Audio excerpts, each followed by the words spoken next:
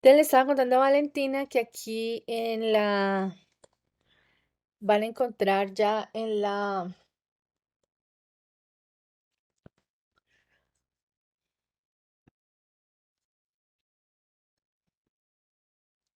aquí en el curso, dame un segundito, es que no me deja ver, me tapa,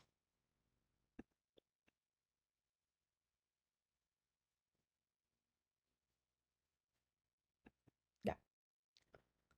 Bueno, entonces les estaba diciendo que aquí van a encontrar, mm, aquí, en la parte, este no es Virgen María, un segundo que me lo cerró, porque este es otro curso. Volvámonos por aquí. Aquí cuando entren a fundamentos se van a encontrar aquí el link que dice videos de clase. En videos de clase pues van a encontrar esto que estaban viendo ahora y es la playlist. En la playlist lo lleva directamente a fundamentos. Y aquí está la clase de la vez pasada y aquí van quedando todos los videos de la clase. Entonces siempre lo van a encontrar en el mismo lugar. Siempre van a encontrar aquí en la parte inicial, donde dice videos de clase, van a encontrar todos los videos grabados. Entonces, ahí te puedes poner al día, Valentina, ¿vale? Bueno, muy bien. Teníamos unos procesos para hoy, a ver cómo les fue con el Padlet, cómo les fue con la subida al Padlet. Tenemos aquí únicamente a quién que se presentó. ¿Este es el video de quién? Yo. ¿Laura? Ujú. Laura, ¿lo podemos ver? Pues sí. Bueno, entonces cada uno de ustedes puede mirar el video para conocer a sus compañeros. Luis, por favor, te falta subir el video. Valentina, deben subir el video, por favor. Es un videito grabado muy sencillito desde sus celulares, presentándose, pues para que todo el mundo los conozca, para su grupo. Todo el mundo no, tampoco seamos ya sabemos que lo digital no alcanza el mundo, pero no seamos tan no tengamos tanto positivismo en este proceso de la clase. Sí, bueno, entonces, bien, teníamos eso. También les puse una lectura de la 13 a la 22 que tenía que ver con la historia. Ahí está la historia. La historia va, ¿con qué va en esta lectura de la publicidad? Pues con lo que ustedes aquí trabajan, ¿no? Ustedes trabajan aquí entraron a las bases epistemológicas, en bases epistemológicas, aquí en definiciones, fundamentos de publicidad, los llevó a la lectura. Y de esa lectura, pues accedieron a los capítulos, el capítulo, perdón, y a las hojas. ¿Cómo les fue con esa lectura? ¿Qué opinan de ella? ¿Alguna opinión, algo que quieran compartir?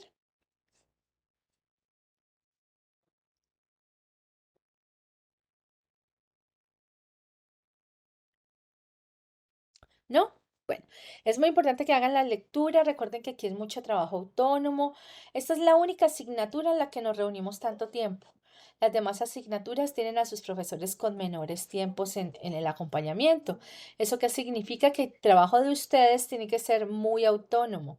Si les dejaron lecturas, tienen que hacerlas. Si les dejaron videos, tienen que hacerlo porque eso pues va adicional de la evaluación del aprendizaje que termina definiendo si ganan o no una asignatura, adicional a eso, digamos que es el nivel básico más práctico, lo más profundo y lo más importante es que se saltan procesos importantes de conocimiento. Entonces, para eso están hechos esos ejercicios. Cada uno de esos ejercicios que se plantean de esas lecturas, espero que ustedes puedan, pues, gozar de ellas, y puedan, pues, que puedan trabajar muy fuerte en el conocimiento que cada una de ellas les da. Bueno, bien, les voy a ayudar con un tema muy largo, aunque esto que les voy a presentar es más una conferencia que dictamos hace 3 semanas, que se dictó pues para un grupo de estudiantes en donde hablábamos un poco, el nombre de la lectura es de esa conferencia era cuando la publicidad se encuentra con el marketing. Bueno, entonces cuando la publicidad y el marketing se conocen. Pero esto toca un poco el tema histórico, que es el que ustedes tienen en la plataforma y que tienen que leer. Mientras ustedes conozcan la historia de la publicidad, les queda mucho más fácil entenderla, de dónde nació, con quién se encontró en el camino, bueno, etcétera. Voy a compartirles entonces en este momento un poco sobre esa historia para que luego pues entremos a trabajar juntos. Vamos con esta. Ujú. Ok. Entonces, vamos a iniciar entendiendo que la publicidad, o digamos la publicidad y el marketing que hoy en día están tan ligados, vuelvo y les digo, la publicidad no es solo marketing, ni solo está al servicio del marketing, esto es muy importante. Esto que les voy a mostrar es porque la conferencia se dio hace poco y la veo valiosa con respecto a la historia. Pero como vamos a ver adelante, en varios momentos de la época de la historia de la publicidad se vale por ella misma, la publicidad es más antigua que el mismo marketing y la publicidad tiene unos procesos mayores. Hubo una época pues en la que el marketing y la publicidad no existía, pues no existían. Sí, las tabletas o las tabletas en ese momento eran un poco diferentes. Aquí estamos hablando de tabletas de otro estilo, no son las tabletas que hoy conocemos tecnológicas ni digitales, sino que eran unas tabletas en las cuales se dejaba la historia o se escribían información importante a través de símbolos que eran compartidos por una comunidad y entendidos por ella, ¿sí? La supervivencia en esos momentos pues era lo más importante. No había inventarios, por lo tanto no vivían del día a día, vivían de comer para subsistir, de salir, comer y volver a salir a comer, ¿sí? No había necesidad de publicidad en esos momentos, perdón.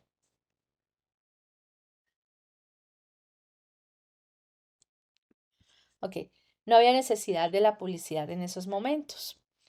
Ni tampoco se necesitaba el marketing. Eran momentos en los cuales la vida era un poco más sencilla. El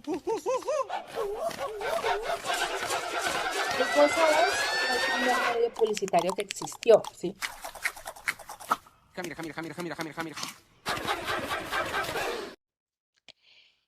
Eso significa que no, como no se podían, los medios escritos eran muy limitados, no existían, o si existían pues eran muy básicos. Lo que se empezaba a dar era que empezaban a hablar y a contar que alguien estaba haciendo algo específico y lo estaba ofreciendo, y entonces las personas llegaban a los lugares. ¿Eso qué significa? Eh, ¿Qué pasó, Valentina? Perdóname que no te vi el...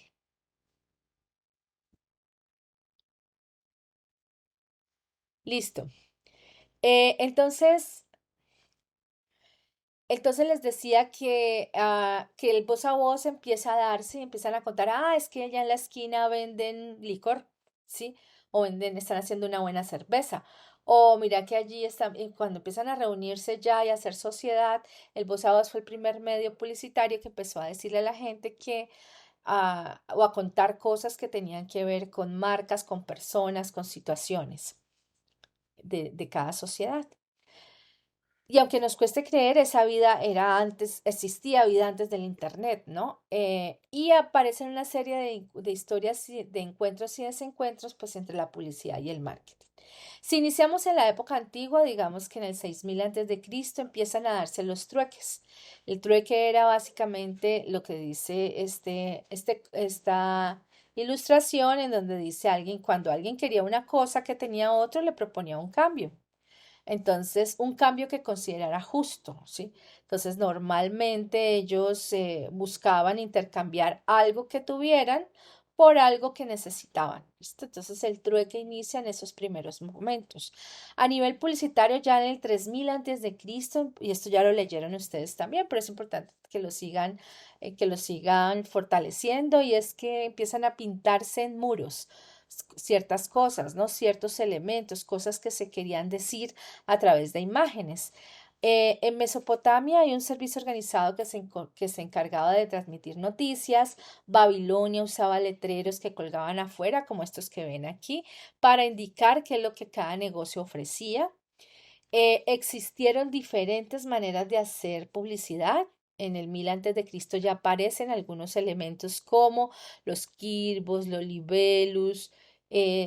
Teníamos también aquí, segundo que no me deja ver, sí, los axones y las enseñas, que también eran elementos que terminaban orientando o llevando a alguien alrededor de algo, ¿no? A nivel comunicacional. Estaba el alba también, que era el alba, eran como más espacios ya reservados para escribir cosas. Entonces, escribir o hacer símbolos o acercar algo al tema.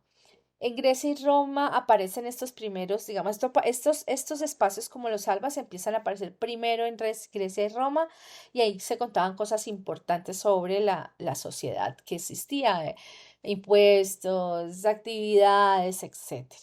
En la época antigua la relación y el marketing no existían, ¿de acuerdo? La publicidad existía y el marketing pues no estaba. Por eso no tenían ningún tipo de relación.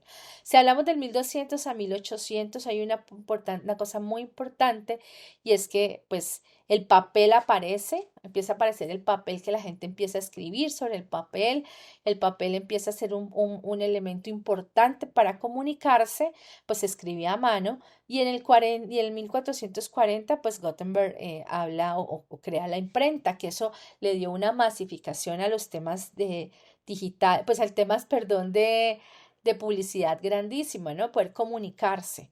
En el 1450, ya en la etapa de la Edad Media, pues digamos que como era una época muy religiosa, con poco desarrollo comercial, alto analfabetismo y desarrollo de comunicación visual muy básica, solamente se hablaba de enseñas, divisas, como estandartes, como imágenes que representaran colores, que representaran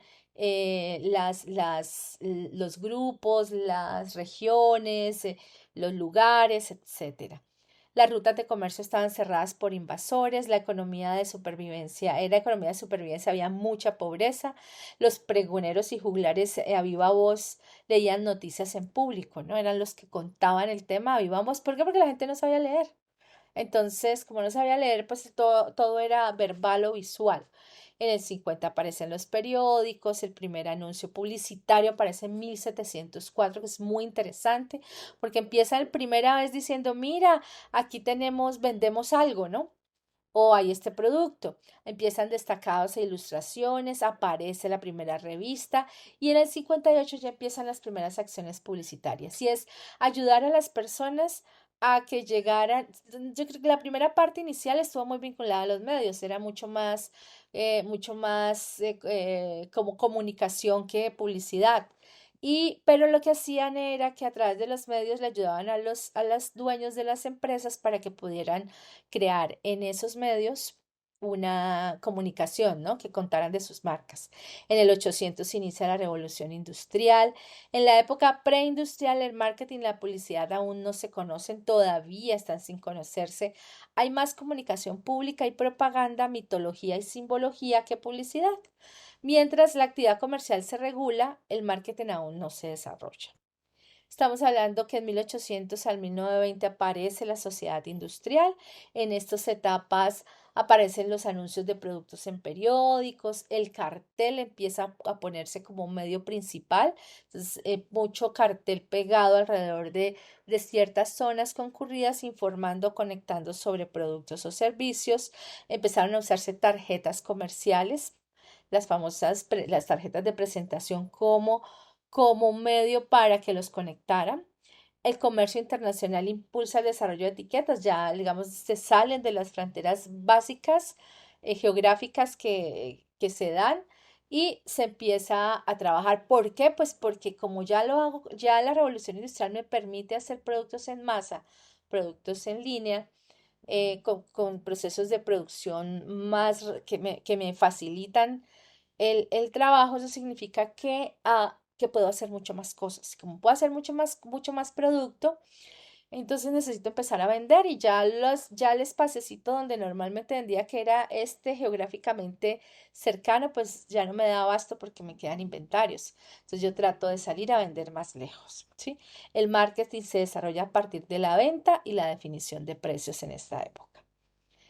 La propaganda orientaba al hombre, pues básicamente estaban siempre informando acerca de algo, el uso de símbolos era muy fuerte, había un acento auditivo normalmente en el tema y es como que la gente pudiera leer o pudiera, sí que pudiera leer que, de tal forma que de tal forma que sintiera que lo estuviera leyendo o un pregonero o alguien más para que pudiera estar conectado con los productos. ¿Eso qué significa? Es la entonación del lenguaje, básicamente, que eso lo van a ver ustedes más adelante en semiótica. El lenguaje era directo y sencillo para el pueblo, la elaboración del mito para condicionar conductas. Entonces había un grupo muy grande que hablaba de la soberanía del pueblo, o sea, unas tendencias republicanas claras. Hablaban también un grupo muy grande hablando del hombre racional, es decir, el concepto humanista presente. Lo religioso era muy fuerte, que había un ser supremo y también el tema y el concepto de la patria.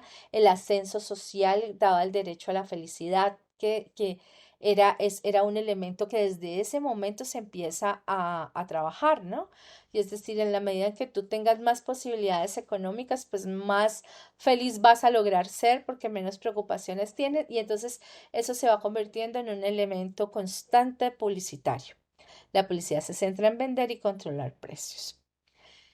Entonces, en la sociedad industrial, la relación entre el marketing y la publicidad inicia acompañándose para disminuir el exceso de inventarios, controlar precios y iniciamos el tema de establecer marcas. En 1841 la publicidad se convierte en una profesión, es decir, que ya empezamos a tener publicistas reales creando avisos para las marcas. En el 67 la publicidad empieza a ubicarse en los medios exteriores, vaya, pues ya en unos temas un poco más diferentes a los carteles que teníamos aparece el proceso el modelo de comisión publicitaria, que es el más importante de las agencias, ¿no? Y es que yo trabajo por comisión a través de los medios, es decir, yo te hago el mensaje, por eso cobro un valor, pero si te lo coloco, si te lo adapto para colocarlo en redes, pues yo no te voy a cobrar las redes porque las redes no cuestan, pero te cobro este porcentaje entre lo que yo hago y la ejecución, pues sacarlo al aire. El mercadeo se convierte en negocios en masa, aparecen los primeros copies para anuncio y la publicidad para medicamentos. Entre 1901 y 1920 aparece la era de la marca. Esto es súper importante para nosotros. Miren, no hace, pues uno diría 1901 y 1920, es básicamente muy, muy cercano este boom de marcas y de marketing y de publicidad centrado en la marca, ¿no? Aquí la producción en masa ya satisface toda la parte básica del consumidor y entonces empieza el branding a decir, ah, pero necesitamos subir un poquito más, que necesitamos generar más valor, sino simplemente cubrir lo básico, vender el producto tradicional, sino vincularlo al consumidor y el empaque fue uno de los elementos principales para conectarlo. En 1900 nace Pepsi Cola y Quaker, en 1902 Unilever contrata a J. Walter Thompson, eso es súper importante, porque aquí, por ejemplo, una de las primeras empresas a nivel de marcas, de mercadeo, contrata a una agencia publicitaria, a J. Walter Thompson, para que le haga la publicidad a ella.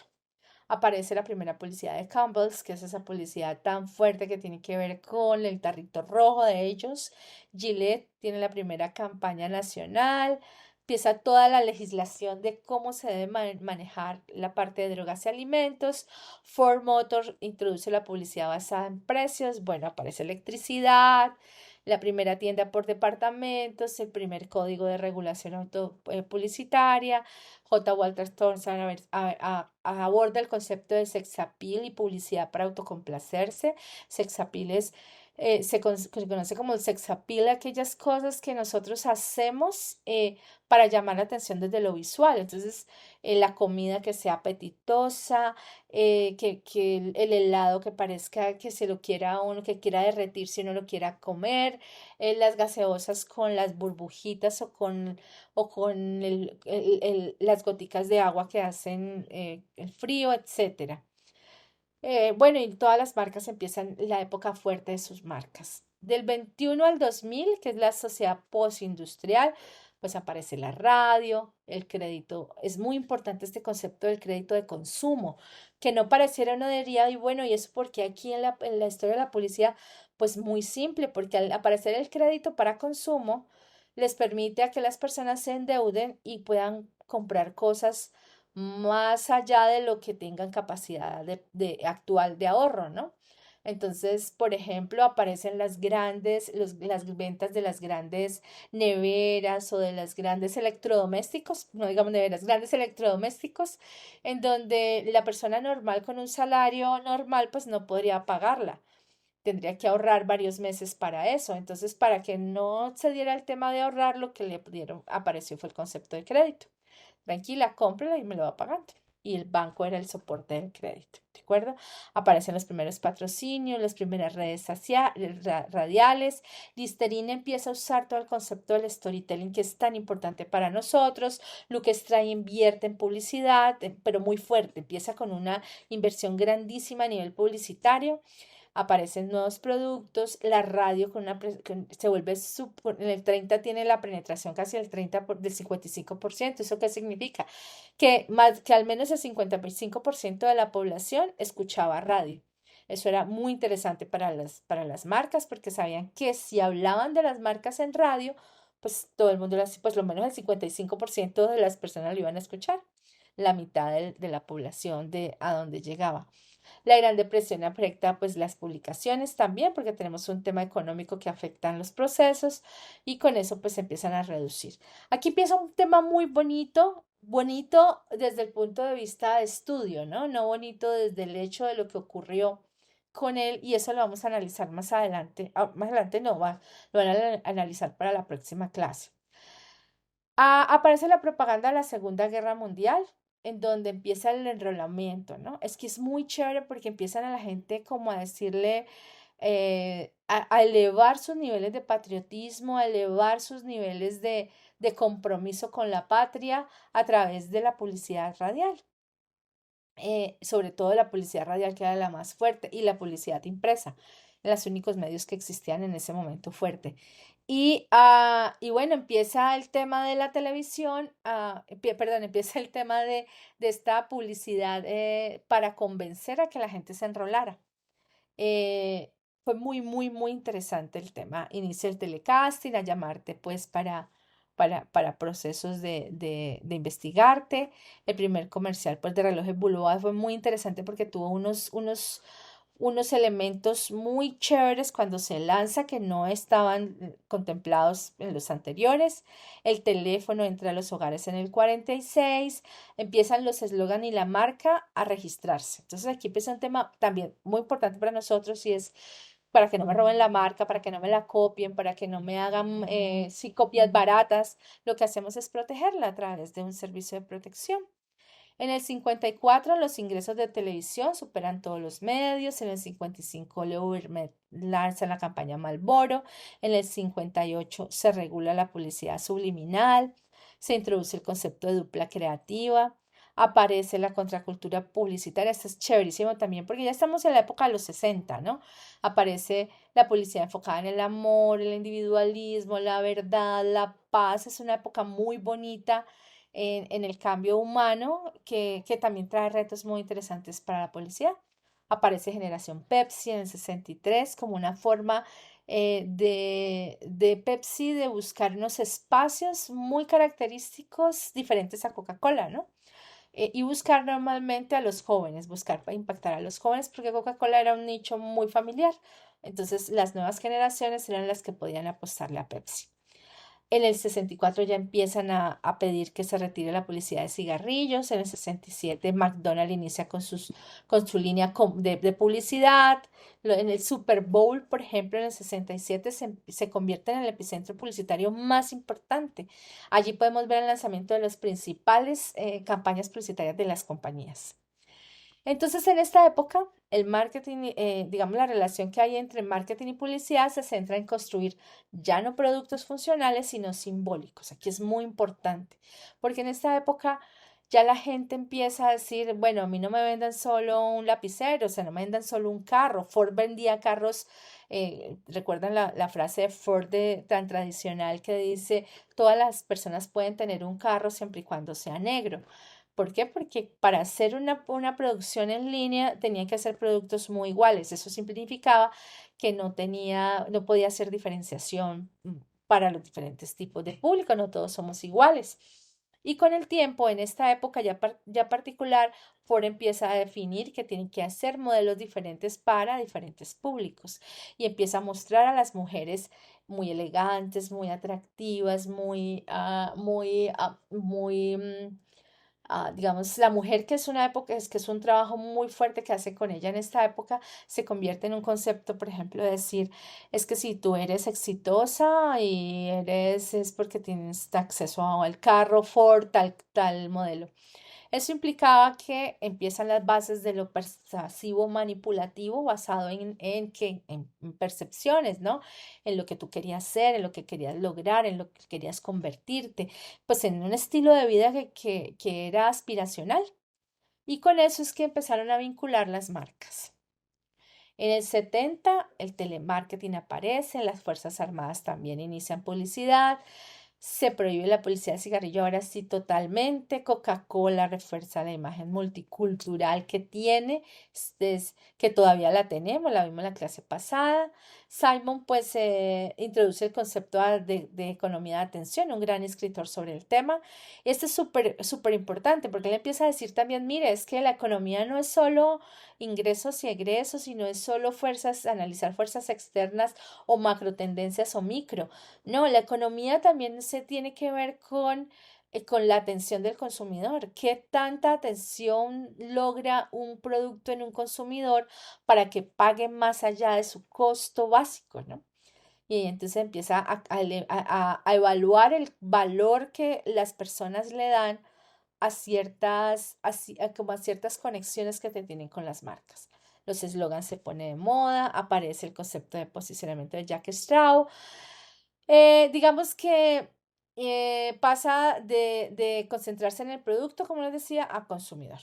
Televisión, todo el concepto de marketing se va desarrollando, empieza toda la parte de trabajar competitivamente, ver cómo se hace para ganarle espacio a los demás, teléfonos celulares, el internet, empiezan a legislar sobre los email spam, aparece el doble clic en el 95, los motores de búsqueda como Altavista y Yahoo nacen en esa época. Bueno, el concepto de marketing permisivo lo habla por primera vez Seth Godin. Mensajes de marketing masivos, aparece ya en el 98 Google como buscadora y el MSN, que nos implican un elemento y una evolución sobre el tema.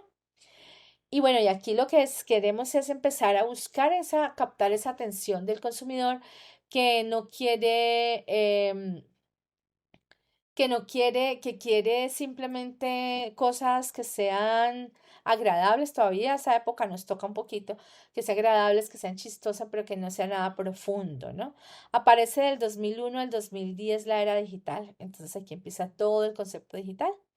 Empieza todo lo que es la publicidad invasiva desde lo digital, las redes sociales empiezan a crecer, a proliferarse, YouTube y Google Analytics se lanzan, Facebook se lanza solo para estudiantes en esta época. En el 2006 empiezan las publicidades móviles, bueno, Nike y iPod empiezan a hacer el primer alianza, primer iPhone, aparecen nuevos conceptos a nivel de marketing y aparecen todos los conceptos que nosotros conocemos a nivel hoy, pues que están muy presentes, ¿no? Esta última parte, ya del 2011 al 2014, empieza pues toda la parte de evolución digital, la más fuerte que aparece, y en adelante se empieza, esta última época es mucho de humanización de marcas. ¿Qué significa eso? Eso significa que cada vez más queremos marcas con propósitos, cada vez más queremos marcas que sean cercanas a nosotros, que no simplemente nos quieran vender, sino que realmente nosotros queramos comprarles, es decir, que nos cautiven. Eh, Empieza el tema de los love mark y es cómo volver amantes a las marcas, las famosas marcas de culto se empiezan a potencializar en esta época, como marcas como iPhone, pues obviamente se convierten en una marca de culto supremamente fuerte, ¿sí? Y bueno, y todos los elementos y tendencias actuales. Propósito de marca y ayudar a que el mundo en que vivimos sea mejor. Entonces, ese entrelazamiento entre la publicidad ha venido siendo muy fuerte durante estos últimos años, ¿vale? Bien, esto es básicamente una forma muy pequeña de extraer lo que ustedes leyeron, pero tienen ahorita que, pues tenemos que seguir abordando el conocimiento. Por lo tanto, le vamos a dar un espacio para que ustedes sigan trabajando esa lectura. Y ahorita, básicamente, lo que vamos a hacer es entender los conceptos. Vamos a hablar un poquito sobre los estudios de la publicidad que empiezan en la página 22. Eh, Quisiera que se me concentraran, empezaran a concentrarse, aunque lo leen para contexto, pero a partir de la página 25 vamos a empezar a trabajar sobre los diferentes conceptos. Vamos a tener unos 15 minutos para leer de la página 25 a la página 28. Solamente el punto que se llama 1.321 que se llama Estudios económicos sobre la publicidad.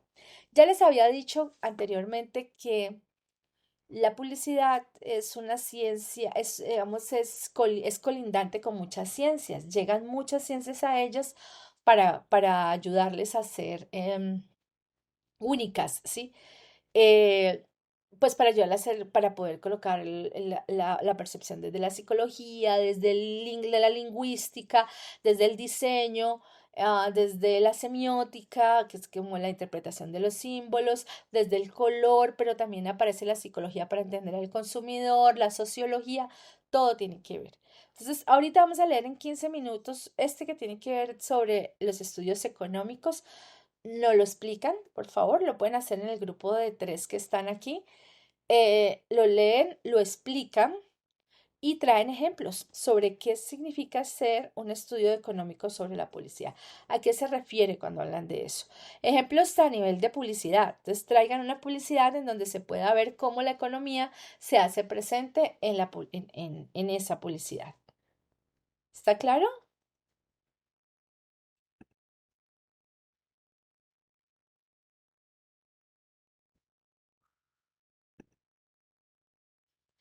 Listos. Entonces ya les está llegando el mensaje.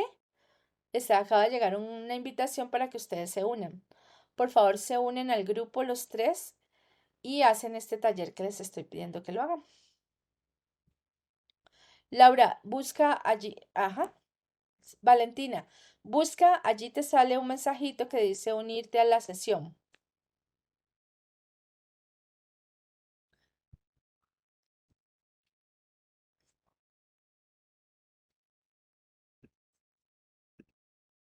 Chicos,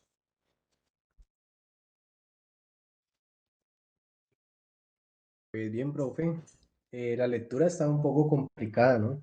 Pues me parece a mí, un ¿qué te poquito pareció como, de complicada? pues, como algunas palabras que de pronto no conocía. Ujú. ¿Mm? ¿Cómo cuáles? Miremoslas. Eh, Miremos, o sea, extraigamos un poco sin estrés, ¿no? No te estoy, ok. No, no, estoy tranquilo. simplemente mirando a ver qué Por podemos aquí vi profundizar. uno Ujú. que decía, ya te digo, simiosis o semiótica, algo así. Ok, muy Si bien. no Ujú. recuerdo. Sí, la semiótica es otra de las ciencias colindantes que van a leer ahorita más adelante. Y se trata del estudio de los signos. Eso significa que si yo en una publicidad uso uso esta seña, ustedes seguramente la pueden vincular con algo. No tengo que decir, ¿no? no tengo que hablar, sino que salgo haciendo así, o salgo haciendo así, o sale una estrella. O sale, y entonces hay elementos, esos son la semiótica más básica y son aquellos símbolos que representan algo para nosotros. ¿Y cómo se usan esos símbolos en la publicidad? Es cuando nosotros empezamos a vincular no solo esa simbología a nivel de iconos, sino también a nivel a nivel de imagen, ¿no? Entonces, ¿qué uso cuando sonrío? ¿Qué uso cuando tengo el ceño fruncido? O sea, ¿qué uso no? ¿Qué significa eso? ¿O qué transmito con eso? ¿Qué transmito cuando estoy mirando, cuando estoy cuando me visto de blanco o coloco a una persona o coloco a tres personas de diferentes razas? ¿Qué estoy transmitiendo? Entonces, es un poco eso que vamos a ver ahora más adelante. Bien, entonces, ¿encontraron los ejemplos?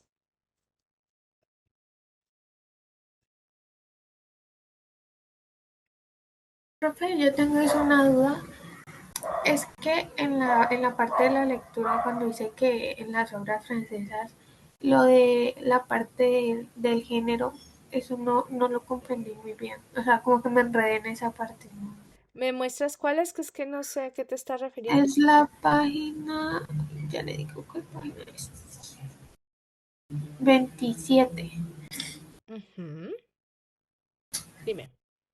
Ahí en la parte, o sea, en esa parte donde dice que feminizaron, masculinizaron un producto y viceversa. O sea, eso no lo entendí, la verdad, lo leí, pero Sí, no tiene lo que ver, comprendí muy bien. claro, tiene que ver con los, digámoslo, con los elementos que usas en una publicidad que se vinculan pues, con un género, ¿sí?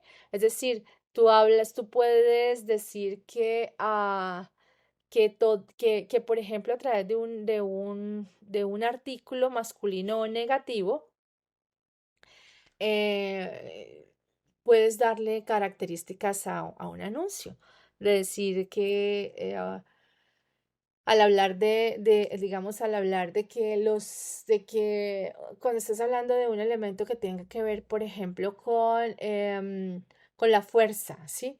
Entonces, cuando dices, si estás hablando de la fuerza, de la fuerza o del usar la fuerza en algo, entonces empiezas a usar elementos que masculinan el lenguaje o que lo feminizan, ¿no? Si lo masculinizan, estamos hablando de que puedes usar elementos físicos que en donde muestras a hombres muy fuertes o muestras a hombres que hacen cosas que la mujer no pudiera, entonces masculinizas el mensaje. Y ahí mismo vinculas dentro de esa masculinización la marca con la que estás trabajando, ¿de acuerdo? Entonces él lo que hace es un poco el concepto de poder generar publicidad que sea mucho más inclusiva, que sea más incluyente, de que a través del lenguaje y a través de la imagen se sea mucho más fácil abordar la transacción, que es lo que se busca. Eso es básicamente lo que están allí. Pues digamos que como reflexionando sobre las posibilidades para no decir cuestionando, es decir, reflexionando sobre las posibilidades de ampliar el impacto que tiene la publicidad en la medida en que no la, en que la vuelves más incluyente. ¿Listo? Entonces, digamos que ahí muestran como los diferentes elementos en los cuales tú puedes hacerlo incluyente, pero también hay una línea muy fuerte que también lo dice la lectura, en la cual dice que también puedes focalizar y contextualizar el aviso o el mensaje publicitario a un grupo objetivo muy específico. Entonces, no se trata de un discurso de género, se trata de que realmente está hecho para chicas o realmente está hecho para hombres. Pues no porque el hombre y la mujer tengan diferencias, no, es porque realmente pues tenemos diferentes formas de abordar ciertos productos. No quiere decir que si yo dirijo una publicidad hacia una mujer, el hombre no lo pueda consumir, ¿no? Eso no significa eso. Pero la fundamentación de la publicidad para hacerla más comercial termina eligiendo a quién va a dirigirla. Bueno, bien, ¿encontraron los ejemplos?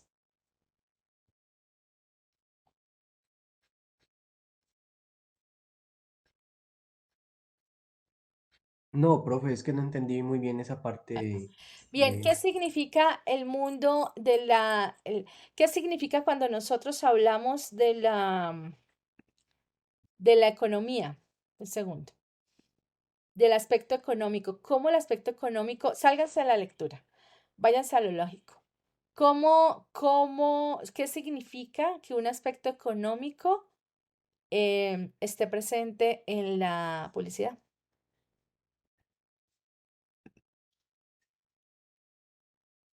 ¿Qué significa para ustedes?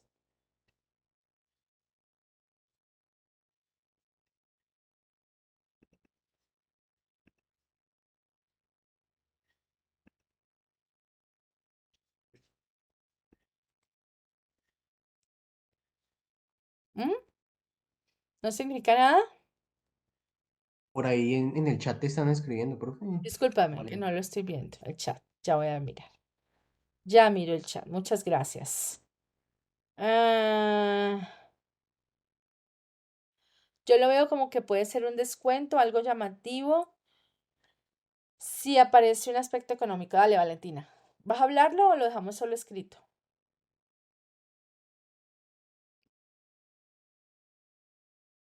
Ah, bueno, listo, dale. Ya lo leí. Muchas gracias. Sí, el tema económico es más, espéreme un segundo, tiene que ver con varios aspectos y una de las cosas que yo les decía ayer era este capítulo que les compartí, que fue, aquí está la historia y de la historia fue que extraje la presentación que les hice ahora y de aquí también, bueno, el cruce de de otras bibliografías, pero de aquí esto ustedes tienen que extraer también el por qué, el cómo la publicidad se relaciona con esto, de acuerdo con cada una de las ciencias colindantes, que es lo que yo ahorita les voy a ayudar.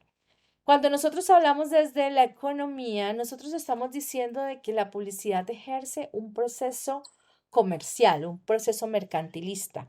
¿Cuál sería? Impulsar las ventas de una empresa. Ujú. Ayudarle, sí, pero ella como que cuando hablamos de impulsar las ventas, sí, porque realmente nosotros estamos impulsando el consumo, ¿no? Y si la publicidad inspira o sustenta el consumo, implica que pues los ingresos de esa compañía o de esa marca van a aumentar porque más gente va a consumirla. Pero entonces, digamos, en esa relación, ya sabemos el efecto. El efecto es que va a ampliar el impacto de las ventas sí, o el impacto de los ingresos o de la preferencia de la marca. Pero, ¿cuál es esa relación? ¿Cómo lo hace? ¿Qué espera la publicidad en ese ejercicio? ¿Cómo sería?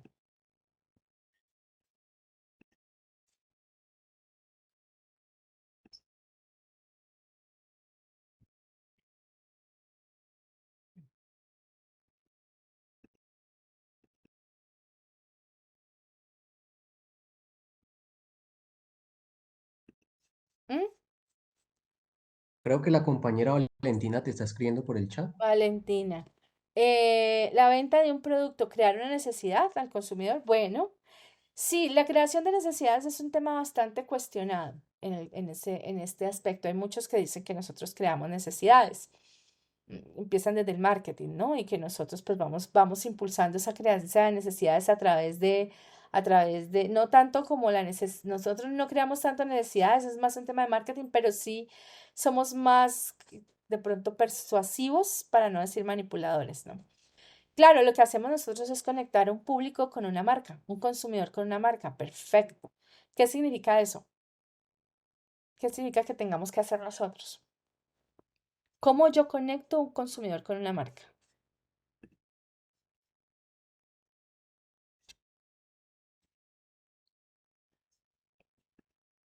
Haciendo un estudio de las necesidades de mi público objetivo. Ujú. Sí, bien. Eh, claro, uno puede, digamos que esa es la primera base, ¿no? Yo estudio muy bien mi público, pero la conexión, ¿cómo la hago? ¿Cómo hago para conectar a ese público con la marca? Lo conozco, estudio muy bien al público y entonces,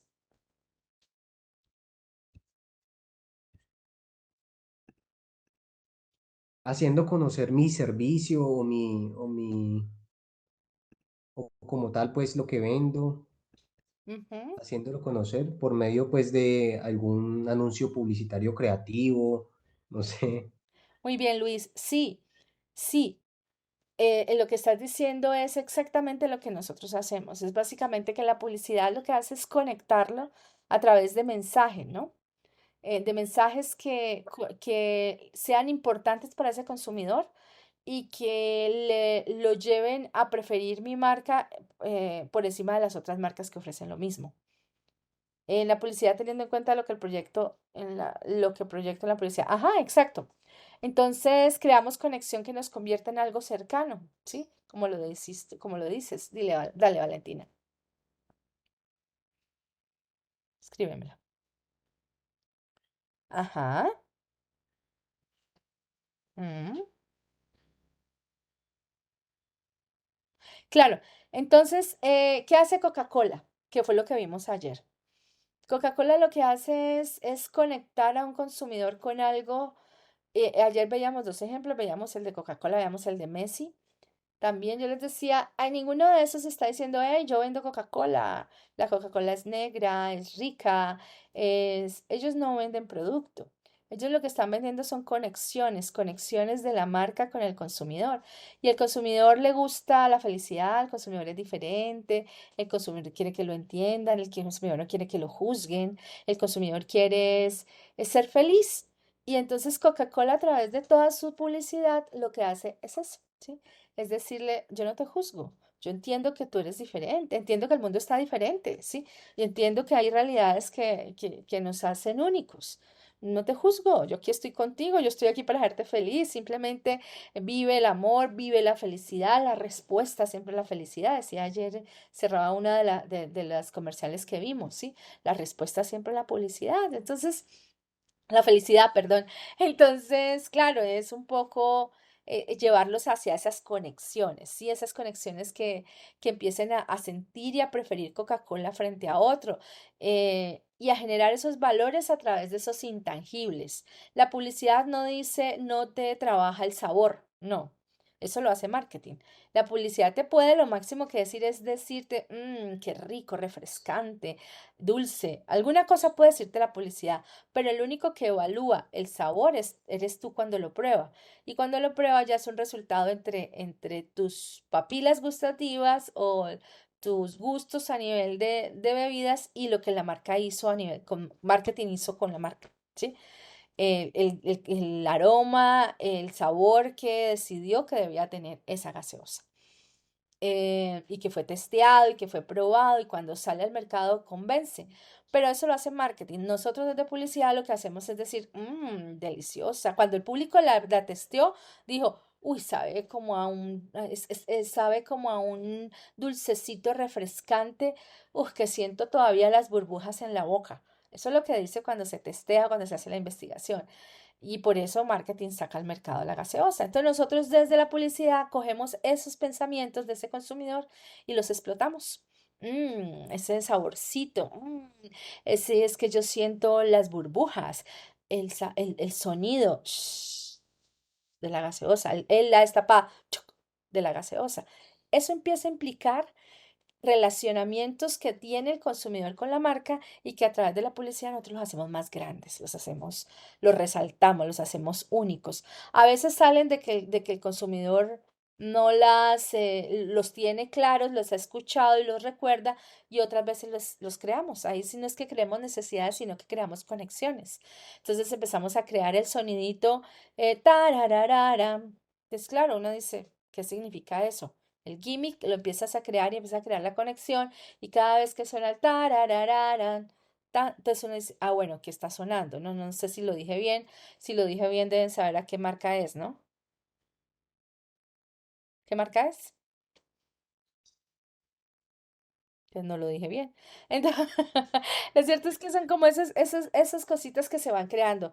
Claro, coordinadora, Ah, Valentina, muchas coordinadora, dicen por eso, ahí. Luis, claro, es No, coordinadora. por ahí dijo la compañera Valentina. Sí, sí, sí, ahí lo leí.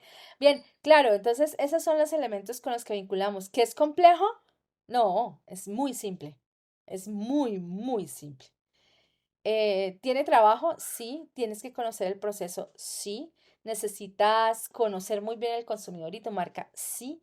Y en publicidad te enseñan el método para hacerlo, te enseñamos cómo hacerlo, cómo conectarlo.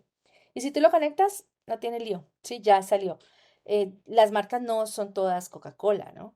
Las marcas son otras cosas, las marcas son, ay, no sé, es kilométrico, la marca es de uno, la marca es toallas nosotras, pero también la marca es, no sé, Paso Pan, una panadería que queda en la esquina.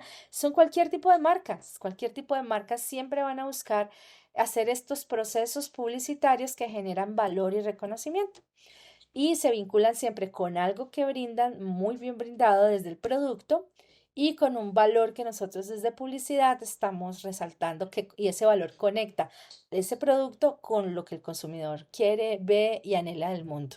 Claro, eso es lo que hacemos. Eso es lo que hacemos siempre. Muy bien. Voy a compartirles esto un momento, pues para que veamos aquí rápidamente a qué nos vamos a enfrentar y entonces aquí ya la trabajamos. Digamos que aquí sabemos que bueno, en un plan de mercadeo tenemos diferentes elementos y cuando nosotros nos pegamos del marketing, vuelvo y les digo, la publicidad, como vieron, no solo viene del marketing, ni solo sirve al marketing, ni solo trabaja con marketing, tiene otros aliados. Pero cuando salimos de las 4Ps y hablamos de las 4Ps, es una estrategia global de marketing en donde se desarrolla cuando se lanza un producto, se toman decisiones de producto que tienen que ver con el nombre, la funcionalidad, el estilo, la calidad, bueno, todo eso. Luego se determina un lugar en donde lo coloco. Lo voy a colocar en un centro comercial, lo voy a colocar en un supermercado y la parte de distribución, cómo coloco el producto de una forma en la que esté disponible para el consumidor. Toma decisiones de precio también. Esto lo hace marketing, no lo hacemos nosotros. Es en qué lugar se coloca el producto, cuál es el nivel de descuento, de efectivo, del precio, precio flexible, todo. Y a nivel de promoción, cómo voy a conectar a mis públicos para que se enteren todo esto tan bueno que hice, de mi marca, de mi calidad, de mi seguridad, de mi distribución, de mi precio, cómo todas estas decisiones que tomo aquí en marketing logro que mi consumidor las encuentre, las entienda y bueno, sí, prefiera mi producto. Entonces ahí aparecemos nosotros apoyando todo el concepto que tiene que ver con publicidad. Esta es una P, las 4P son las cuatro, digamos, el marketing mix o el mix de mercadeo que normalmente toma decisiones para aportarle al desarrollo de una marca. Entonces, pues marketing lo que hace es mejorar hace ese intercambio comercial y nosotros le ayudamos a facilitarlo cuando trabajamos con él. Vuelvo y les confirmo que es mucho más amplio. Publicidad, hay publicidad creativa y publicidad. Pues digamos que la promoción se compone de tres elementos: publicidad, promoción de ventas y relaciones públicas. La publicidad es toda la parte creativa y de medios. La promoción de venta es la que acompaña el trade, que acompaña la venta para que los canales te compren producto y lo vendan más rápido. Cuando yo digo canales, es la tienda, es el supermercado, son los distribuidores, los mayoristas que te ayuden a distribuir el producto. Entonces nosotros le hacemos a ellos les hacemos activaciones. Y algunas llegan hasta el consumidor. La promoción de venta lo que hace es buscar, lo que decía Valentina ahora, buscar vender, ¿sí? La publicidad no, la publicidad busca persuadir, busca posicionar. Y las relaciones públicas buscan ya un posicionamiento de marca institucional a más largo plazo. Veámoslo aquí más fácil.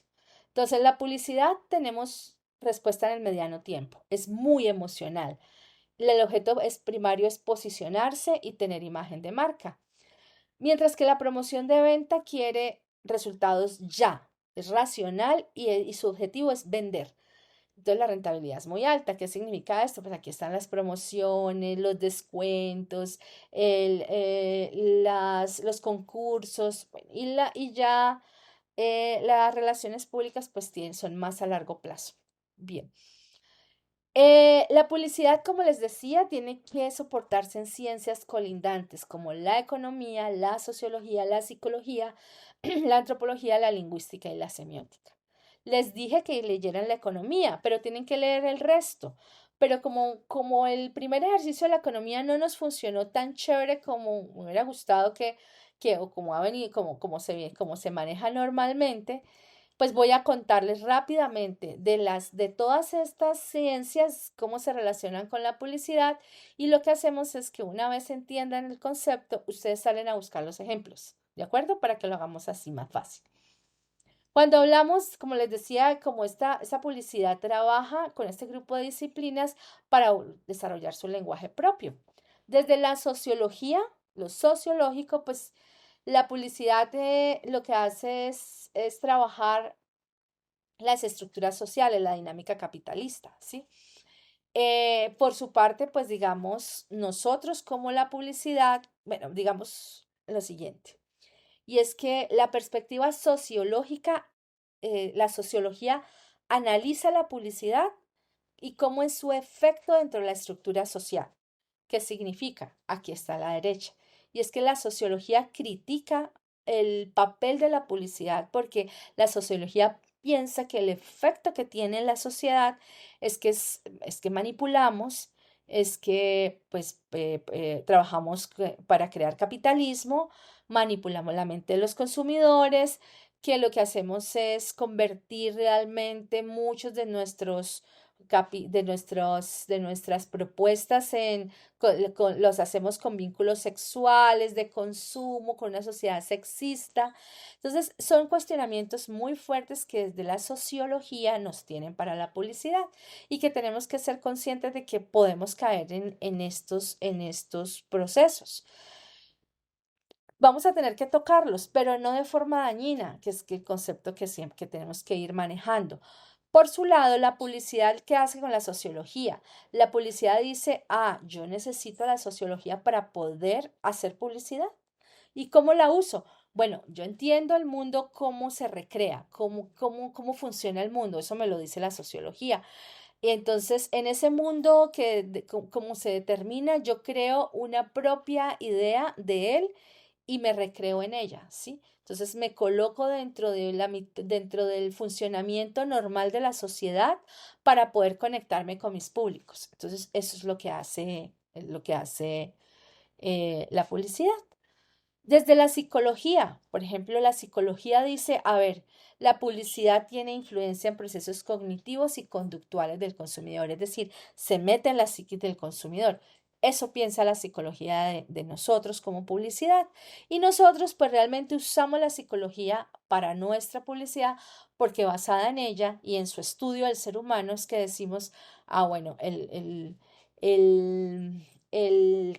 consumidor se comporta de esta forma, reacciona de esta forma, cómo lo puedo yo condicionar para tener una respuesta apropiada. Entonces sí, tengo que entender la psiquis de ese consumidor, pues para poder entenderlo y para poder persuadirlo, ¿sí?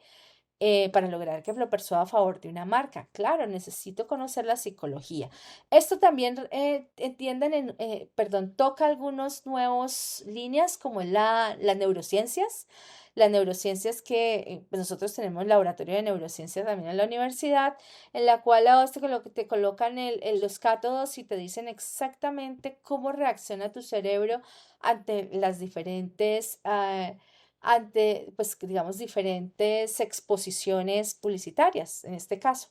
Entonces, si colocamos un color vinculado con la comida, si te reaccionas, ¿cuáles de esos impulsos cerebrales se te dan o se mueven?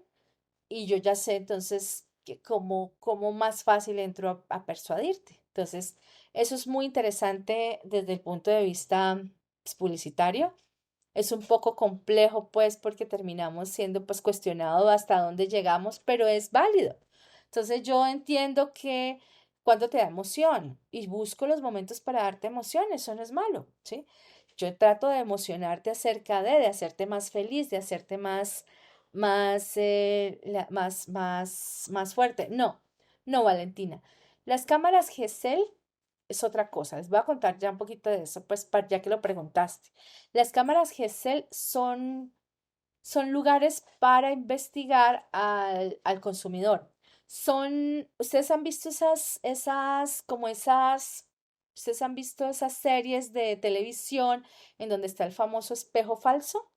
En donde estamos en CSI o en cualquiera de estas películas o series de policías que cuando van a entrevistar, cuando van a interrogar a alguien, está alguien en una sala y detrás del espejo falso está el resto. Bueno, la cámara GESEL funciona bajo esa misma lógica. Es que hay una sala, no de interrogación, pero sí es una sala de socialización con un grupo de consumidores y detrás del espejo estamos analizando qué ocurre en esa sala, ¿sí? Entonces hay un grupo de consumidores en esa sala y hay una persona que dirige las sesiones de grupo y empieza a contar, a preguntar, puede mostrar imágenes publicitarias, por ejemplo, o puede mostrar un producto a ver cómo reacciona y desde la cámara GESEL estamos analizando cómo las personas actúan y reaccionan frente a esos procesos y eso nos ayuda a analizarlas mejor. Eso es cámara GESEL. Laboratorio de neurociencias o neuromarketing lo que hace es que te coloca unos cátodos aquí en el cerebro para investigarte, ¿sí? Entonces, pero para investigar como esos impulsos que te dan frente a, pues, diferentes exposiciones. Entonces te ponen un color rojo y te ponen una fresa. Entonces tú, ¿qué es que sientes? Ay, qué rico, unas fresas sí, me dio un placer.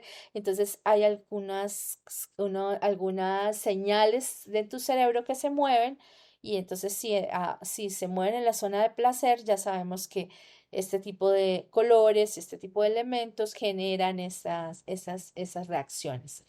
Esas son las cosas. Entonces, desde la psicología tú dices, uy, Dios, pero ¿qué fue esto? ¿Sí? Entonces, claro, aquí digamos hay diferentes conceptos pues, para analizar y eso nos permite conocer más sobre ese público. Desde lo antropológico, mucho conociendo la formación, digamos, la mentalidad humana, de dónde surge, qué viene, qué hay detrás, el por qué actuamos de una u otra forma, cuáles son esas conocimientos heredados que traemos o comportamientos heredados que traemos y basado en eso yo también puedo establecer productos o mensajes que se centren en la tradición, ¿sí? O se centren en la herencia. Desde la lingüística, pues obviamente la lingüística es bellísima. ¿Eso qué significa? Que es como el análisis, es el análisis del lenguaje publicitario como sistema de comunicación. ¿Qué ocurre con eso? Es un poco entender las palabras que usamos, las palabras que derivamos de nuestro vocabulario y basado en eso sacar nuevas copies para poder conectarme en la publicidad. Copies son las frases que yo uso publicitarias. Esos copies, pues siempre se los decía también hace 8 días, son como códigos en clave. Es decir, son como frases, son como palabras y mensajes que solo entiende mi consumidor, ¿sí? Hoy me estaban haciendo una propuesta para una campaña que me gustaría que ustedes le botaran un poquito de corriente también. La próxima semana se las presento y me cuentan qué piensan. Y yo les decía, digamos, sacaron una campaña, me parece que puede tener futuro, pero cuando me la presentan me dicen algo como que, eh, algo que dice, cuando hablan si se habla de orden, esa canción me suena, no son las palabras exactas. Y yo decía, pues me parece muy interesante el concepto y el vínculo, pero no, o sea, nosotros no hablamos así. O sea, no, estás dirigido a jóvenes. Si son los jóvenes, pues nosotros no hablamos de orden ni nosotros no hablamos así. Busque las palabras que corresponden a ese grupo objetivo y que realmente signifiquen algo para ellos. Bueno, entonces aquí hay que ajustar y entender muy bien desde la lingüística cómo usarla para transmitir el mensaje. Aquí la creatividad lingüística lo es todo, aparece todo el tema del storytelling, aparece una cantidad de cosas vinculando el mensaje con la idea que se quiere transmitir. Y aquí el tema más importante es que yo no solo uso el lenguaje, sino que yo uso el lenguaje y la imagen para que jueguen juntos, palabra e imagen. Entonces aquí ya entran conceptos como la metalingüística, usar, hacer, por ejemplo, piezas desde lo referencial, piezas que hablen desde lo expresivo, desde lo aplicativo, desde lo fático o desde lo poético, ¿no? Fático es el hecho, que es como la única palabra extraña dentro de este grupo, es que cuando hablamos de fático es como el producto en acción, ¿sí? Entonces, como un lenguaje que es práctico, más bien. Lo poético, entonces, un poquito más, sí, más trabajado para buscar convencer, la metalingüística para argumentar, lo referencial para hablar de producto, lo expresivo para extraer elementos importantes del mensaje, y lo aplicativo ya es cuando nosotros queremos llamar a la acción, ¿no? Llamar a que hagan algo. Bien, eso ustedes tendrán unas clases que profundizarán en lo que tienen que ver con el lenguaje. Desde la semiótica, que era una de las palabras que hablábamos ahora, que nos llamó la atención, pues este es el significado de los signos, su relación e interpretación de los mensajes. Entonces pueden aparecer desde iconos que determinan, como lo decíamos ahora, que son imágenes ya con una significación dotada, o los que están dotados pues de una significación específica en la mente del consumidor y del destinatario, o también algo que me diferencie de mi competidor, ¿no? Elementos o icónicos que hace que me diferencie del consumidor. Ese concepto de significación lo que hace es enriquecer esa comunicación y esa conexión con el consumidor. Marca consumidor. Yo la doto de elementos, la doto de color, la doto de formas para que le terminen dando significado a algo que el consumidor de lejos digan, ese es McDonald's, ahí están las doble aros de McDonald's, ¿sí? Esa es la M de McDonald's, de lejos sé que es la M, ¿sí? ¿Por qué? Porque ya tiene un significado para nosotros. Ya esa marca estableció un lenguaje semiótico de nosotros que no tiene necesidad de decirlo con palabras, sino que ya a través de esos iconos o de esos elementos ya me conecta, ya me dice cosas. ¿De acuerdo?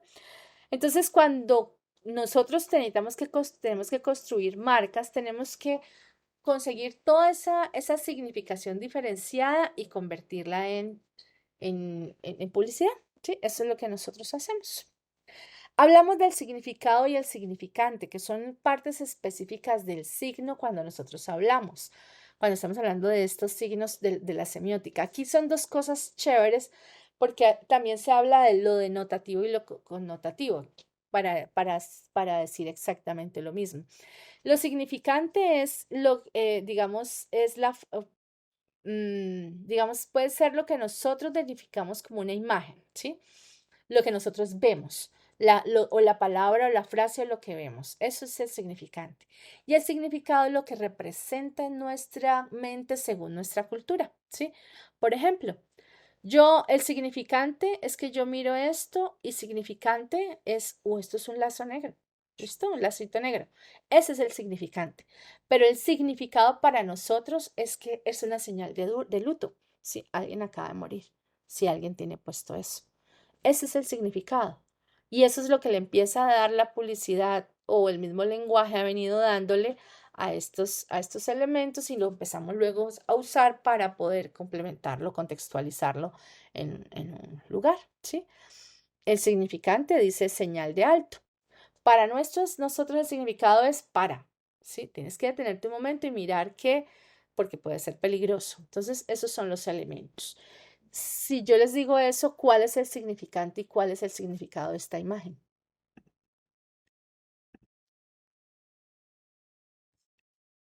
¿Cuál sería? Me devuelvo un momentico, simplemente para que recuerden. Significante, acuérdense que el significante es la forma material en que se me presenta. Y el significado es lo que representa para nosotros. ¿Cuál sería el significante? Como las nubes, pues el cielo, lo que uno ve. Sí, hay nubes y hay cielo, y ahí están, hay unas nubes y un cielo oscuro. ¿De acuerdo? Muy bien, Laura. ¿Y el significado? Que va a llover, que va Va a a caer, llover. no sé. Ajá, van a caer hasta maridos, dirían las abuelas de uno, las bisabuelas. Sí, porque ni que ya las abuelas de uno ya ni siquiera dicen eso. Pero entonces es eso, es lo que significa para nosotros según la cultura, ¿sí? Porque al verlo pensamos y inmediatamente se nos vienen a la mente otras cosas. Eso es lo que nosotros en publicidad tomamos para generar valor. ¿Listo? Una nube negra cargada, es decir, significado, se aproxima una tormenta. Muy bien. Listo. Estamos entendiendo que la publicidad realmente se expresa basada en una sociedad y surge y evoluciona con base en ella. Es decir, nosotros, la publicidad no es algo creativo que nadie más entiende. No, la publicidad tiene que ver con esto, ¿sí? Tiene que ver con el deseo de comunicarse y comunicarse basado en lo que nosotros entendemos. Yo les mostré ayer lo de Always. ¿Sí? ¿Lo de correr para como una niña? Creo que ¿No? no. Bueno, perfecto, ya lo vamos a ver. Porque esto es muy importante aquí, en este pedazo. Venga, se los muestro en un segundito. Voy a dejar de compartir para poder compartir con... así está compartiendo con imagen y video. Y entonces, vámonos para acá, vámonos para aquí. Eh,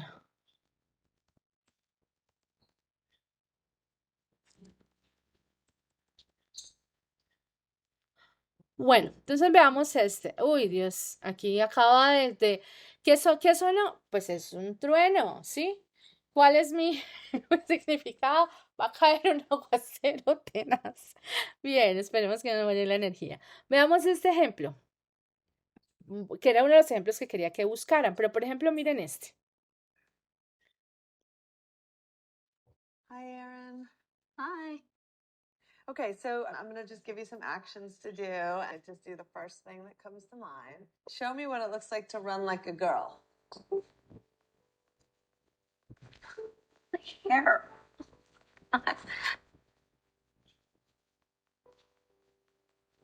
Show me what it looks like to fight like a girl. Now throw like a girl. Aw. My name is Dakota, and I'm 10 years old. Show me what it looks like to run like a girl. Throw like a girl. Fight like a girl. What does it mean to you when I say run like a girl? It means run fast as you can.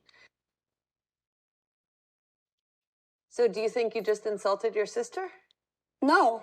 I mean, yeah, insulted girls, but not my sister. Is like a girl a good thing? Actually, I don't know if it's a bad thing or a good thing. It sounds like a bad thing. It sounds like you're trying to humiliate someone. So when they're in that vulnerable time between 10 and 12, how do you think it affects them when somebody uses like a girl as an insult? I think it definitely drops their self-confidence and really puts them down because during that time, they're already trying to figure themselves out. And when somebody says you hit like a girl, it's like, well, what does that mean? Because they think they're a strong person. It's kind of like telling them that they're weak and they're not as good as them. And what advice do you have to young girls who are told they run like a girl, kick like a girl, hit like a girl, swing like a girl? Keep doing it because it's working. If somebody else says that running like a girl or kicking like a girl or shooting like a girl is something that you shouldn't be doing, that's their problem. Because if you're still scoring and you're still getting to the ball on time and you're still being first, you're doing it right. Doesn't matter what they say. I mean, yes, I kick like a girl and I swim like a girl and I walk like a girl and I wake up in the morning like a girl because I am a girl. And that is not something that I should be ashamed of. So I'm going to do it anyway. That's what they should do. If I asked you to run like a girl now, would you do it differently? I would run like myself. Would you like a chance to redo it? Yeah.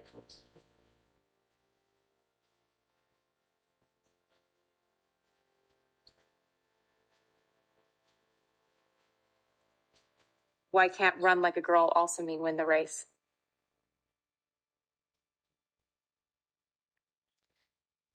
Reescribe las reglas de Always.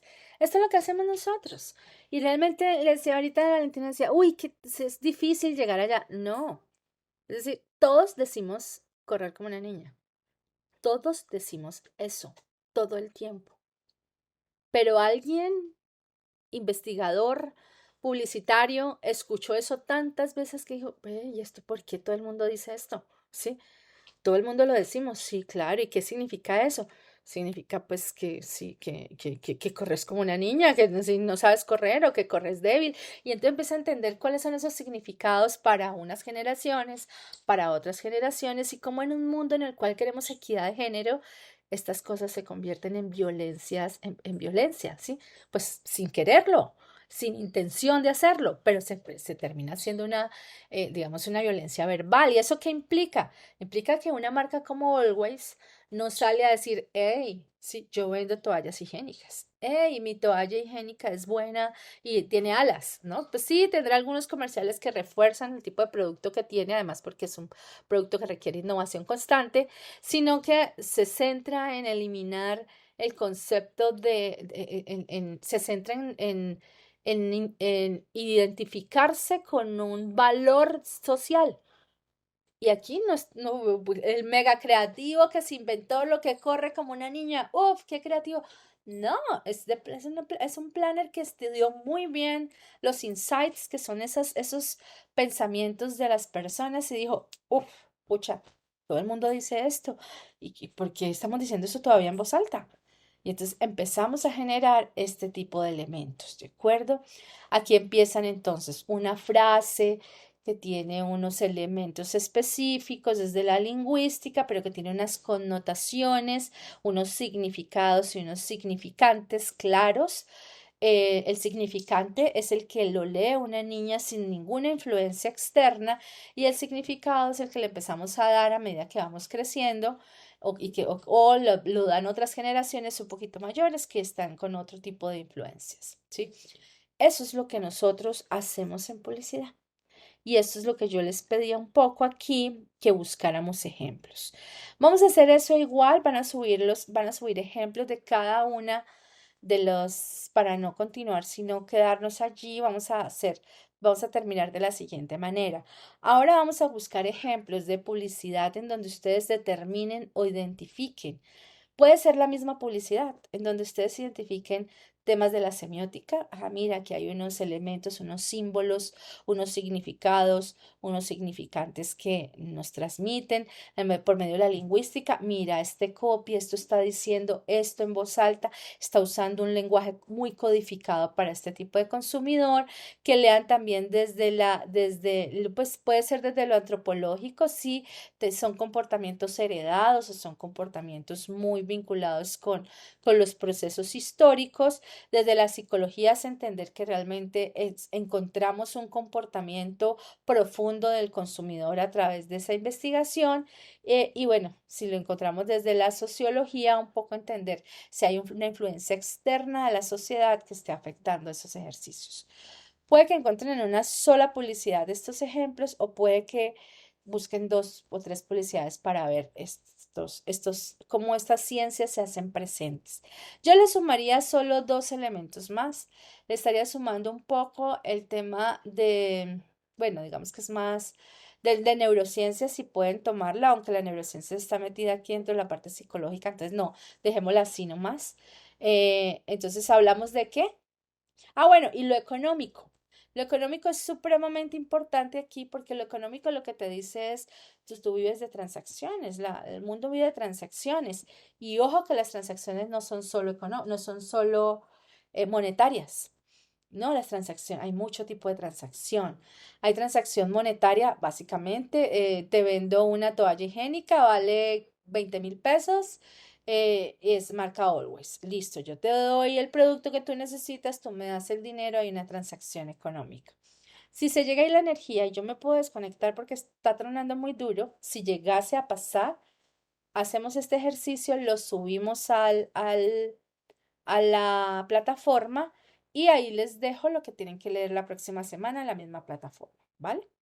Bien, entonces les decía que una vez, eso desde lo económico, yo puedo hacer una transacción que involucre dinero.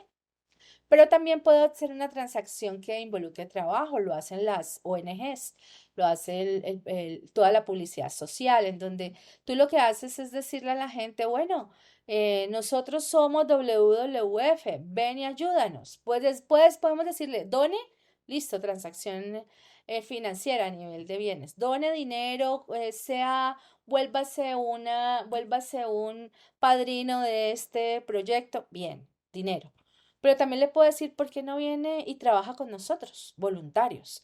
Necesitamos un techo para mi país. Necesita voluntarios para ir a construirle viviendas a las laderas, a las personas que no tienen. Ah, bueno, entonces yo voy, pero eso no es plata. Eso es un proyecto social que con tu trabajo como voluntario estás ayudando a mejorar.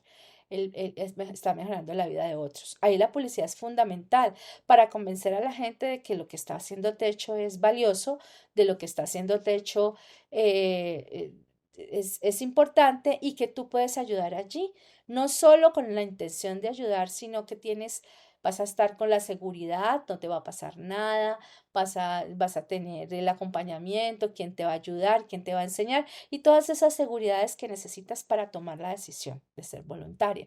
Pero también entonces nosotros podríamos estar hablando de convencer a las comunidades para que se matriculen en el proyecto Techo, ¿sí? Entonces yo me matriculo, entonces porque es que yo puedo decir, sí, mi choza está cayendo, pero no me interesa, gracias. ¿Y quién es ese techo? No, yo no meto mi casa para que vengan a meterle mano a quitarme el techo y quién sabe que me monten, ¿sí? Entonces también tengo que convencer a esas comunidades para que lo hagan. La publicidad también puede ayudarte a hacer transacciones a nivel a otro tipo de nivel. Por ejemplo, la publicidad política te ayuda a enseñar o te enseña cómo tú determinas o cómo te enseña o lo que hace la publicidad política es que te convence acerca de que un candidato es mejor que otro, ¿sí?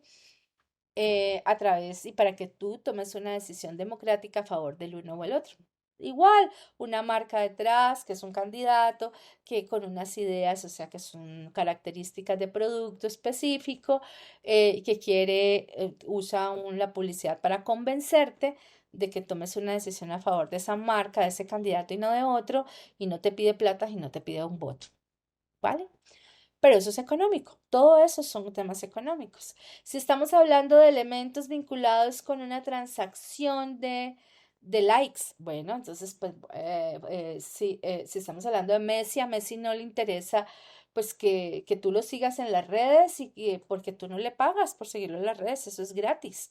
Pero cada vez que lo haces y cada vez que le suben los likes a la cuenta, a él o a Cristiano Ronaldo, entonces las marcas se sienten mucho más cercanos a ellos y entonces ellos quieren de ti que convencerte por una like, ¿sí?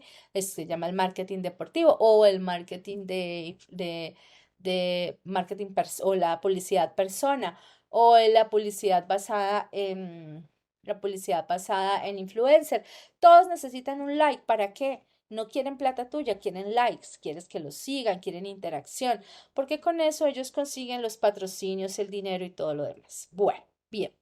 Entonces son psicología, antropología, lingüística y la semiótica.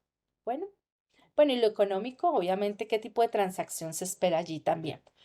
Entonces vamos a hacer esos ejemplos, vamos a buscar esas publicidades y vamos a hacer el ejemplo de cómo veo identificada estas ramas o estas ciencias en esas publicidades. Bueno, vamos a tomarnos un ratico más, vamos a hacerlo juntos. Entonces los voy a mandar a la sala para que en 15 minutos veamos qué ejemplos han encontrado. Pueden buscar una publicidad que les guste mucho y seguro que ahí salen de todos los que tienen que eliminar, van a salir 3, 4 de allí mismo y luego buscan otra y ya, con que tengan ejemplos en donde se puedan ver los diferentes elementos. Les aclaro, no necesitan todos, no necesitan que una publicidad lo tenga todo. Pueden tener varias publicidades, pero al final es que encuentren, hagan el análisis de todas las ciencias en diferentes publicidades. Chao, nos vemos en 15 minutos.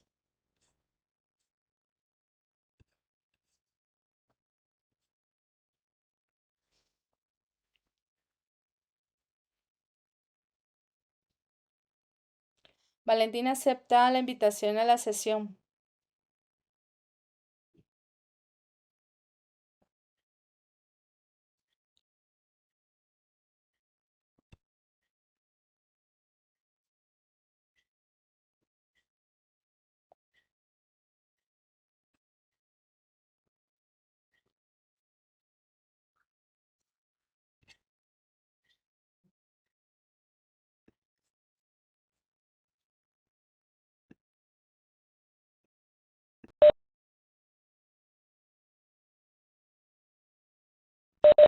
Valentina,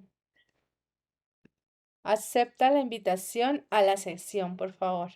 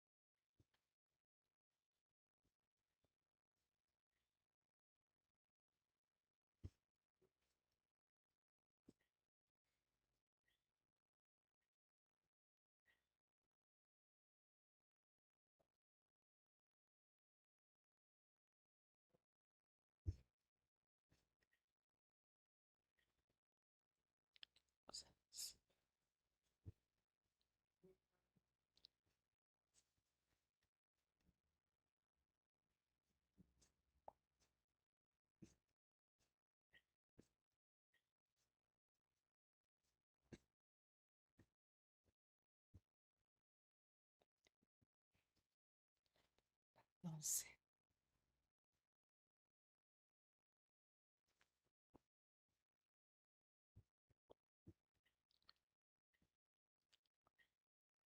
Sí. Sí.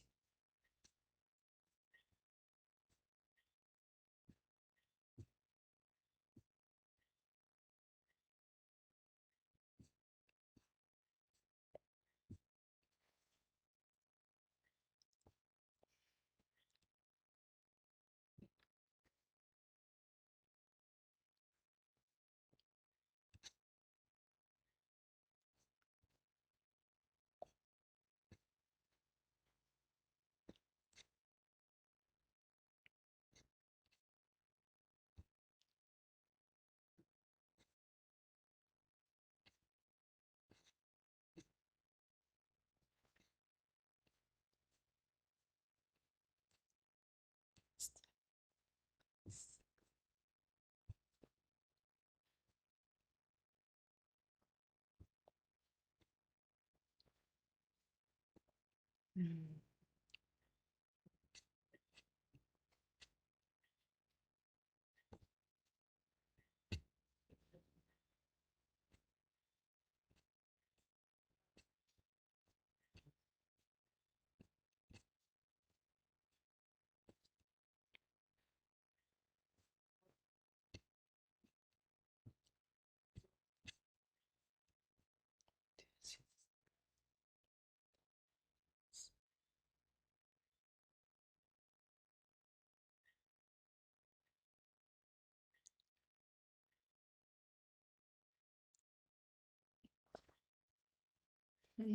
Access and list.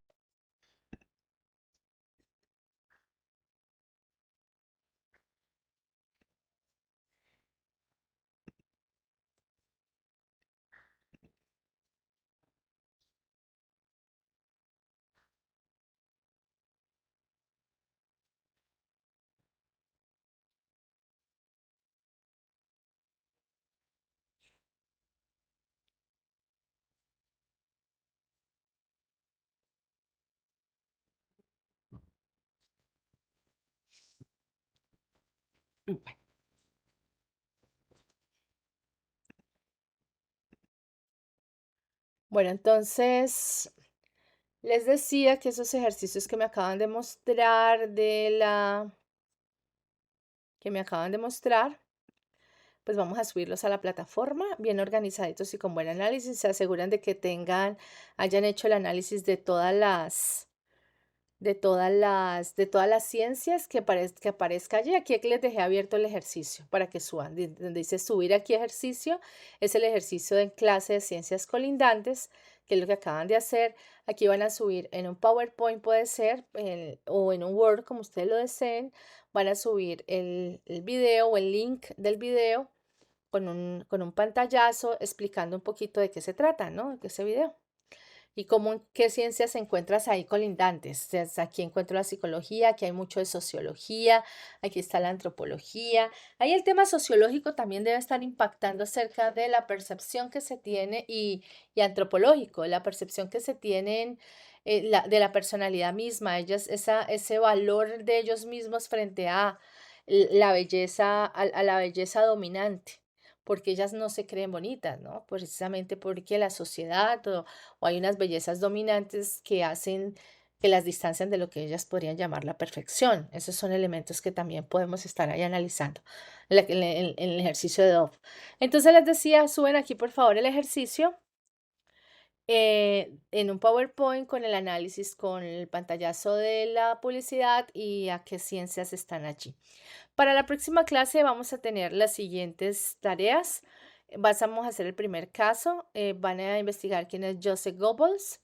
Investigan quién es el personaje. No me tienen que traer ninguna biografía del señor, no me interesa, solo que sepan quién es y por qué se le vincula con la publicidad. Él enumera, también es importante que enumeren los principios que él tiene y la reflexión de estos con la publicidad actual. ¿Listo? Él tiene 11 principios, un poco saber quién es Goebbels, cuál es el papel de él en la historia, en la historia misma, porque estamos hablando de la historia de la publicidad y los antecedentes sociohistóricos, un poco cuál es el papel que él juega, qué tiene que ver en la historia, por qué la publicidad se vincula con él y sus 11 principios, analícenlos uno por uno para ver cómo se conectan con la publicidad de hoy y hacemos pues una socialización la próxima clase. También les subí el libro rojo de la publicidad, leen capítulo 1 y 2 que tiene que ver ya con los conceptos publicitarios. Lo vemos en clase. Bueno, bien, eso lo vamos a ver entre martes y jueves. Entonces, algunas cosas las vemos el martes, otras cosas las vemos el jueves. Estén listos, el jueves igual vamos a hacer la evaluación de la primera parte del módulo, que la primera parte del módulo se compone de todos estos ejercicios. Yo evalúo que hayan subido el video, se evalúa que hayan hecho el ejercicio de ciencias colindantes, que hayan hecho la socialización del Goebbels, que hayan hecho pues y la socialización de la publicidad, del libro rojo de la publicidad y pues eso se hace escrito. También tenemos un tema que tiene que ver con el CIEA. El CIEA es un proceso interno que tiene la universidad para evaluar cuando los estudiantes llegan por primera vez a una asignatura, cómo llegaron y cuando se van, cómo llegaron. Por lo tanto, ese CIEA les va a llegar yo les voy a enviar un correo la próxima semana en la cual ustedes se van a dar cuenta que tienen que hacerlo el martes. El martes va a estar abierto todo el día. Es un examen que no es calificable para esta asignatura, pero sí sirve pues para evaluar su proceso. Entonces ahí va a quedar el CEA, el martes entero lo pueden hacer. Igual si quieren lo hacemos en clase, les doy unos minuticos de clase para que lo hagan. Es simplemente hacer la respuesta de ese formulario, lo hacen a la entrada y luego cuando estamos terminando el curso vuelven y lo hacen. Es unas evaluaciones específicas que ellos quieren evaluar. Bueno, entonces chicos, así quedan con esas tareas. Nos vemos la próxima semana. ¿De acuerdo? Dime. Una pregunta, ¿hasta cuándo hay para subir lo de ahorita? Hasta la otra semana, no hay problema. ¿Sí? Va a estar abierto. Lo importante es que cuando ya el corte lo vaya a cerrar, esté todo arriba. Bueno, que es más, yo cierro la próxima semana. Entonces, que aquí a la próxima semana, que es el jueves, que cierro el primer corte, pues ya todas las tareas estén subidas ahí. Bueno, Bueno, profe, gracias. bueno chicos, nos vemos entonces la próxima semana.